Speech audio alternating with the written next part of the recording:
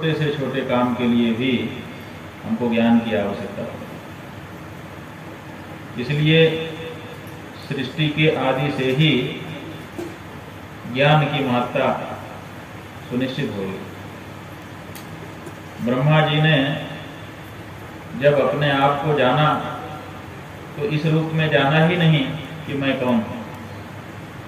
पहला प्रश्न उनके मन में यही उठा कि कौन हूं मैं, और जो कुछ भी हूं किस लिए हूं, मेरे जीवन का उद्देश्य क्या है।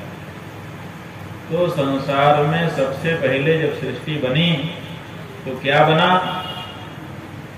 कहते हैं कि ब्रह्मा जी बने, लेकिन सच बात यह है कि सबसे पहले प्रश्न बना। अब जब प्रश्न बना तो फिर प्रश्नों के उत्तर बनते चले गए। तो ये सवाल जवाब जो हैं यही संसार। एक प्रश्न हमारे मन में उठता है, फिर हम उसका समाधान खोजते हैं, और फिर जब वो समाधान मिल जाता है तब दूसरा प्रश्न उठ जाता है, उसका जवाब खोजते हैं, फिर तीसरा प्रश्न उठ जाता है, फिर उसका जवाब खोजते हैं, और इस तरह से प्रश्नोत्तर के माध्यम से हमारा जीवन आगे बढ़ता है। तो ये जो ज्ञान है इसकी अपनी एक परंपरा है। यहाँ पर हम लोग चर्चा कर रहे हैं गुरु परंपरा की। नारायण समारंभाम शंकराचार्य मध्यमाम अस्मदाचार्य पर्यंताम वंदे गुरु परंपरा। और फिर हम लोगों ने चर्चा की कि भगवान नारायण के बाद ब्रह्मा, ब्रह्मा जी के बाद वशिष्ठ, और इसी तरह से ज्ञान की परंपरा हमारे गुरु जी तक आकर के विराजमान हो जाती है। तो जो ज्ञान की परंपरा चली है उस ज्ञान की परंपरा का वर्णन करते समय यहां श्रीमद् भागवत शुरू हो। तो अब हम लोग क्या करें? प्रश्न उपस्थित हो गया कि क्या गुरु परंपरा गाएं कि भागवत में गोता लगाएं। फिर ध्यान आया कि ये जो श्रीमद् भागवत है ये भी तो ज्ञान यज्ञ है। तो ज्ञान यज्ञ है माने ये भी ज्ञान की बात है। तो ज्ञान जहां होगा वहां गुरु होगा ही होगा, गुरु के ना होने का कोई सवाल नहीं। तो भागवत में भी गुरु परंपरा दिखेगी। तो भागवत में गुरु परंपरा देखने अगर अपन लोग चलें कि ये जो ज्ञान है जिसका ज्ञान यज्ञ यहाँ पर हम लोग कर रहे हैं वो ज्ञान कहाँ से आया? ये भागवत रूपी जो ज्ञान है, जिस ज्ञान का इतना महात्म्य बताया गया है कि जन्मांतरे यदा पुण्यम तदा भागवतम लभेत, तो इतना बड़ा जो ज्ञान है उस ज्ञान का स्रोत क्या है, कहां से आया हो ज्ञान? तो जैसे ही हम ज्ञान के स्रोत की चर्चा करते हैं, ज्ञान के स्रोत का अन्वेषण करना चाहते हैं, वैसे ही गुरुओं की तरफ हमारा ध्यान जाता है। इधर गुरु परंपरा कहती है सबसे आदि गुरु नारायण है, और इधर श्रीमद् भागवत क्या कहता है? श्रीमद् भागवत भी यही बात है।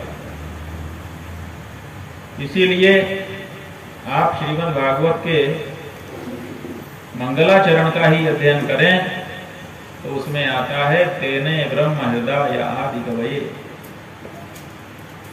जिसने आदि कवि ब्रह्मा के हृदय में ज्ञान का विस्तार कर दिया, उस सत्यम परम धीमहि, उस सत्य को हम ध्यान करना है। और वो सत्य भी कैसा है? परम सत्य। सत्य माने सत्यनारायण, सत्य माने भगवान नारायण। तो उस नारायण का हम ध्यान कर रहे हैं इस श्रीमद् भागवत में, जो ज्ञान का विस्तार आदि कवि ब्रह्मा के हृदय में करता है। इससे क्या निकल के आया? इससे यही निकल करके आया कि भगवान नारायण ही आदि गुरु हैं।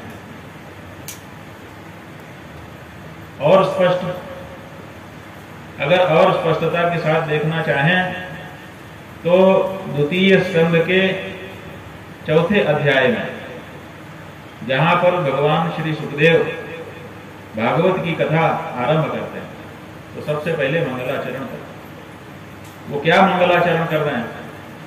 उनके द्वारा किए गए 13 श्लोकों के मंगलाचरण में 12 श्लोक तो उन्हीं भगवान नारायण को समर्पित, एक श्लोक जो साक्षात गुरु हैं उनको समर्पित।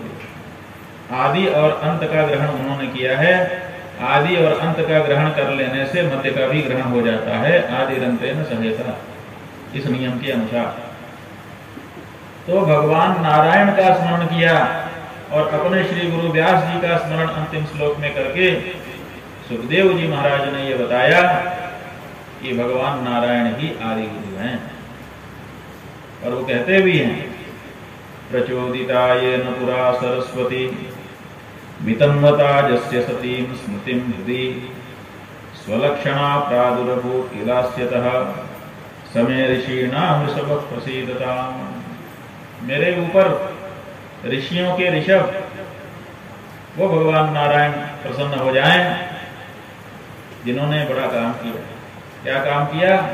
का प्रचोदिता ये न पुरा सरस्वती, अजस्य माने ब्रह्मणा, ब्रह्मा जी के हृदय में जो ज्ञान पूर्व कल्प का छिपा हुआ था, उस ज्ञान को जागृत करने के लिए जिन्होंने सरस्वती को प्रेरित किया, और सरस्वती ने ब्रह्मा जी के हृदय में जाकर के ज्ञान को जागृत करके स्वलक्षणा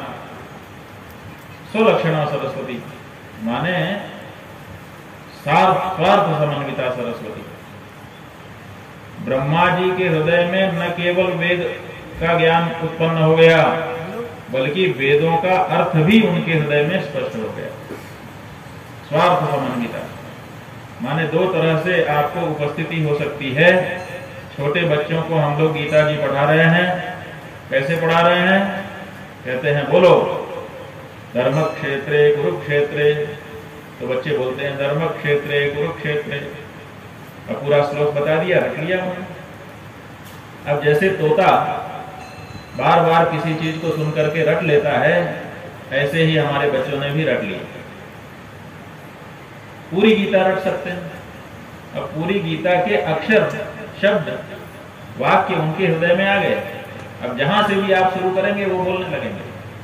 लेकिन अगर उनको पूछो कि इसका क्या मतलब हुआ, तो फिर ऐसे सिर नीचा करेंगे, क्योंकि उनको मतलब नहीं पता। अभी उनको केवल शब्द आए हैं। तो वेदों का अध्ययन भी इसी तरह से दो प्रकार से होता है। एक जो गुरु है वो उच्चारण करता है वेद मंत्र का, और शिष्य उसी उच्चारण को यथावत ग्रहण कर लेता है। आनुपूर्वी कहते हैं इसको। जो वेद है उसमें जो निश्चित शब्द हैं, उन निश्चित शब्दों का निश्चित उच्चारण है। निश्चित शब्दों के निश्चित क्रम और उच्चारण को पकड़ लेना, इसका नाम वेदाध्ययन है। और मीमांसा वाले कहते हैं कि इतने से काम चल जाएगा, क्योंकि जिस मंत्र का जिस कर्म में विनियोग होगा, उस कर्म का अवसर आने पर उसी मंत्र का उच्चारण कर देंगे। हम उच्चारण कर देंगे तो काम हो जाएगा।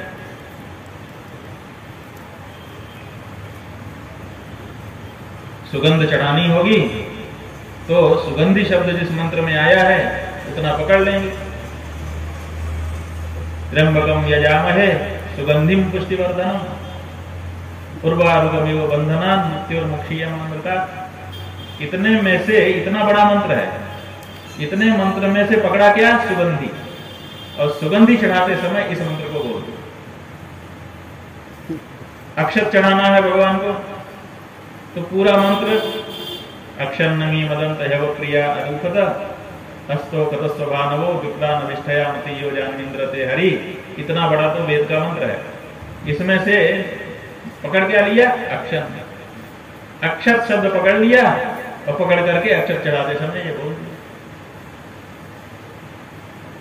दूर्वा चढ़ानी है तो दूर्वा जिसमें आ गया कांडा प्ररोहति, जो कांड से आगे बढ़ती है वो दूर्वा, उतना पकड़ करके दूर्वा चढ़ाते समय ये बोल दिया।